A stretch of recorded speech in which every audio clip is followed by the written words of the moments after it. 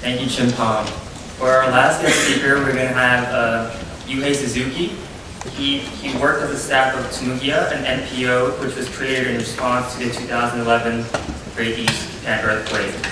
Yuhei actually deferred enrollment to Columbia University in 2011, and during that year he chose to move to Ishinomaki, where he spearheaded two projects, one of which is called OCICA, local deer-born accessory shop, and also a food shop called Boppora. These two projects are intended to first stimulate job creation in the local communities, and collaborating with various different groups such as women,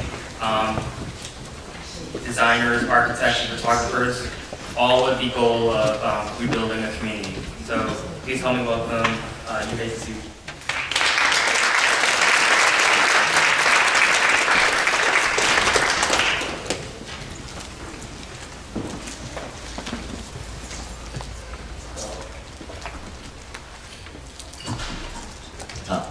Hello.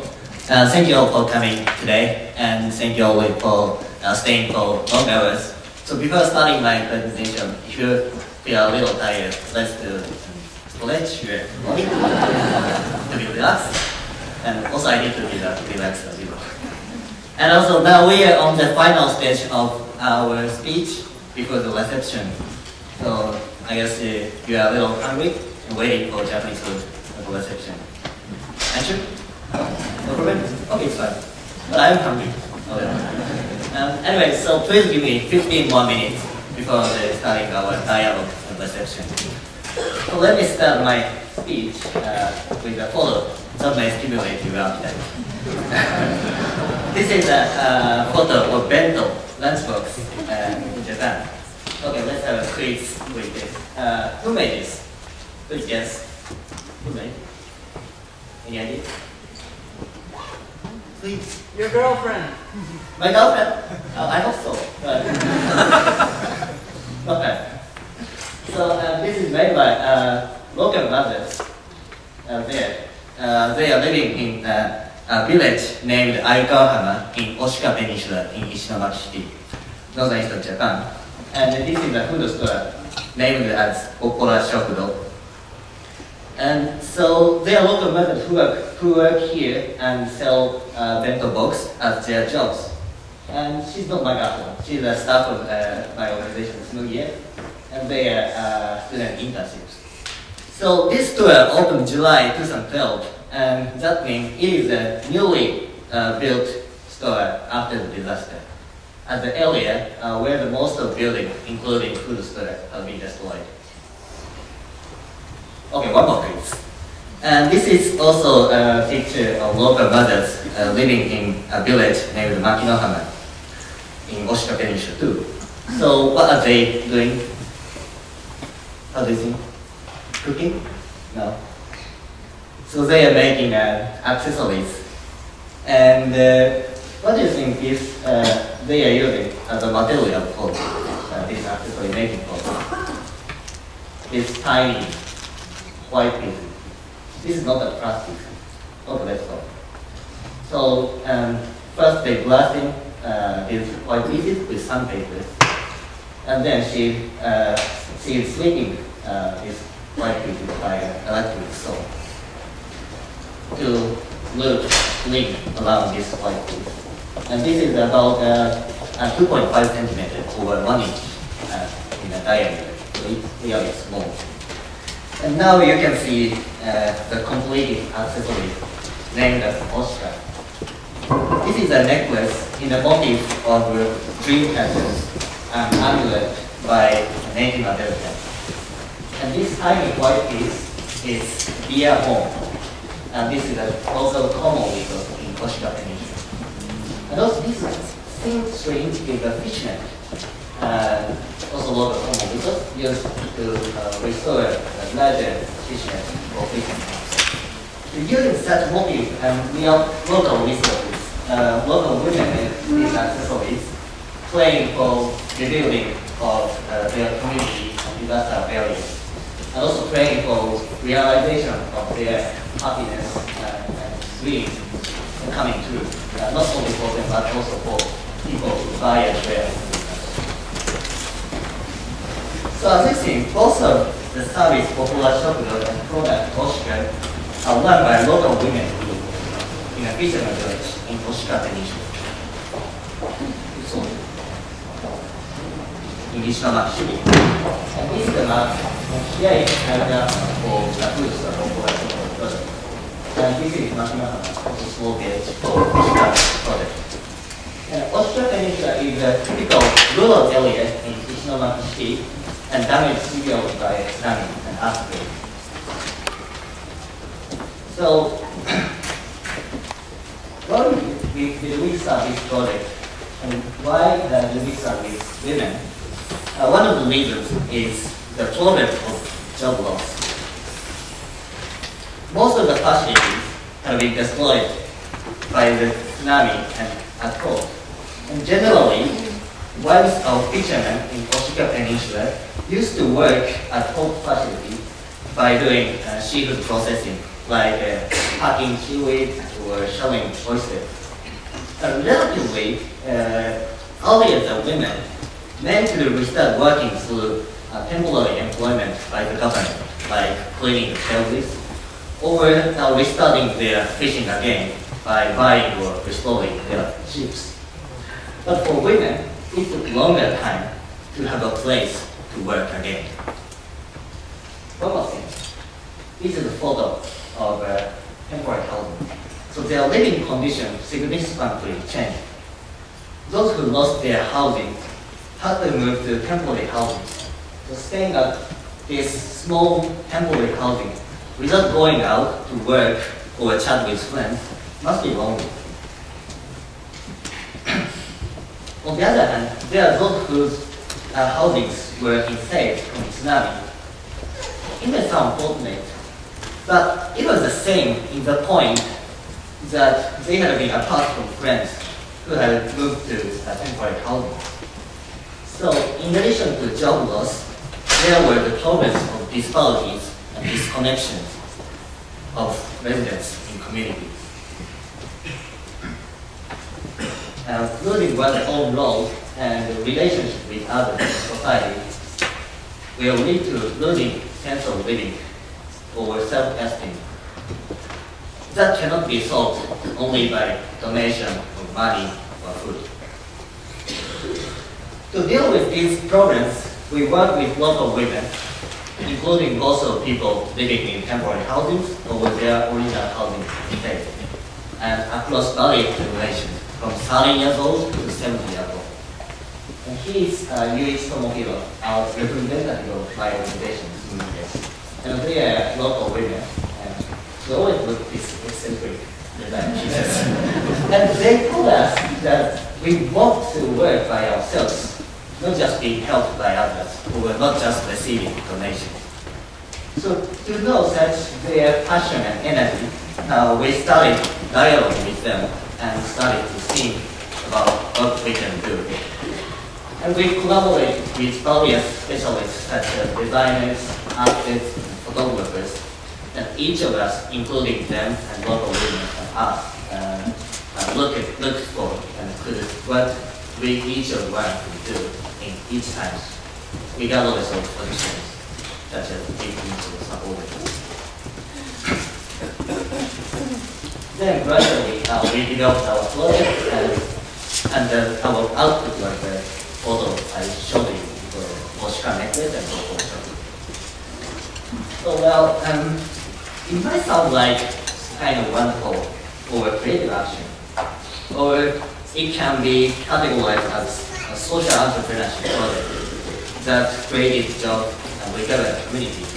You just go through the summary of our project. And also sometimes we will receive applause such as, oh, you are doing good things, helping victims in disaster areas. But actually, we never thought we were helping victims. And also, we didn't regard it as social or creative entrepreneurs. Rather, we just met, talked with, and listened to each one, the local area, and was not it was nothing special, but rather it was a sequence of tiny connections between each ordinary person. Let me tell you a few episodes related to our project. This one Oshika project participant, Yuhei Suzuki. She had previously lived in Takehama, a village next to Makinohana, a project site of Oshika. Her house was destroyed also by the tsunami, but as Takehama was really small village, temporary housings were not constructed there, so she moved to temporary housing in Makinohana. Several months after our project started, she confessed to us that she had hesitated to participate in our project at the beginning because she didn't know well about the Makinohama residents. And also she told us she's wondered many times whether she quit the project or not, because making accessories was very difficult for her age. But also she told us, now I feel so glad to have continued working with you without quitting. Tsunami was fearful for me, but on the other hand, tsunami led us to meet. I feel really happy. From 2012, our attitude dramatically changed. At first, she was trying to use an electric machine like drill or saw, so she said, I can do that. I only focus on dressing up and moving fishnet, and I want to leave other tasks for younger women. But one day, she said to me, could you tell me how to use a drill or an electric saw? So I told her how to use them. Although her step was slow, but her skill improved gradually and steadily. Finally, one day soon before I would leave there and move to New York, she completed the whole process of Oshika making by herself without any help. So she said, how delightful I feel to complete my work by myself. I felt delightful. Same with her. Another one, she's Yuriko Toyoshima. She's the eldest participant member of the project. She had lost her husband 15 years ago, long before the tsunami, and had been living long alone. Just, she said, she really enjoyed participating in our work with others. And she attended almost every time to making Oshika accessories. And also she's good at cooking, like this picture. And many times she made lunch for us. And after working, she said, you are my grandchildren, and I'm happy to see you eating my food. However, on the other hand, making accessories without mistakes and good quality was very, very difficult for her. Unfortunately, as the manager of the project, sometimes I had to refuse the one she made, telling that it didn't meet the standard of quality to sell in market. So she looked sad and upset with tears in her eyes. I'll remember one time after such denial, she didn't talk to me and she didn't communicate with me. So for her, participating in this project was a cycle of ambivalent feelings of joy and sadness. Nevertheless, over that is why the Oshika project may be precious for her. She says this is a reason to live for. So, as you see now, our days were not filled with only one aspect, neither dramatic success, nor tragic or pitiful hardship. But each of us struggled with daily challenges and enjoyed having such times with others. Finally, let me tell you about one more person who has been empowered most from the project. It was me. Who was farthest from fancy weather or titles such as creative actions were community oriented. As Kenny introduced me, I got an offer from PA Columbia for graduate study in March 2011, the same month of the disaster. But I deferred my enrollment to Columbia in order to live and work in Ishinomaki and Oshika. But it was never a respectable decision. The reason of my delay was just I didn't manage my life. Just I didn't have courage, passion, motivation, or reason to dedicate myself neither to volunteer works at Northern East of Japan or study at Columbia. For the first few months from April 2011, soon after the disaster, I shuttled between Tokyo and Northern Australia several times a month. But both of volunteer works for preparation for graduate study were half-hearted. I feel really ashamed and disrespect myself on that time. One day, Yuichi invited me to work with him and move to Oshika, and I said yes. But it was not purely for rebuilding of disaster area, but rather only for myself to escape from these hardware days and change myself anyway. Sorry for telling you that my really small, silly personal story. But I don't know a way to deliver you my message apart from my own feeling and explore. As you see, all of us project members, including Kiwako, Yuriko, and me, was an imperfect, small individual. But that's why we could sincerely and persistently communicate with each other and work together, beyond the difference of each one's strengths and weakness, and personality and background. In that sense, any dichotomy that divides us into two categories, such as victims or supporters, locals or outsiders, youth or elders, Japan and US. Even though I moved to Ishinomaki because of my silly, disrespectful reasons, they warmly accepted me as an individual. And through living and working with them, I felt I was being helped and empowered by them, and at the same time, I felt I was doing something for them, although I was the youngest person and outsider from Ishinomaki. Then, now I stand here in front of you. As I told you, I'm just an ordinary young person, not a representative of Japan or disaster area, not a social or creative entrepreneur.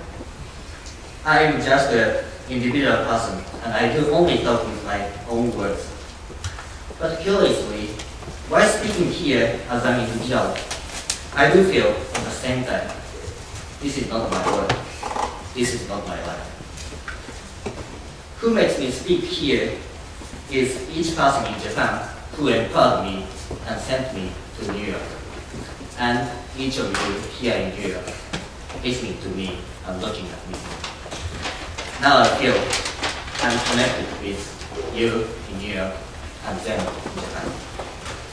Thus, here is the point to go beyond the borders.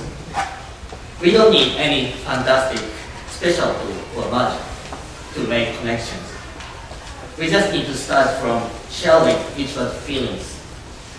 Now I have told you my own story, then I want to listen to your story. Let us have further dialogue to read the next chapter of our story that will connect New York and Tokyo, Japan. Thank you.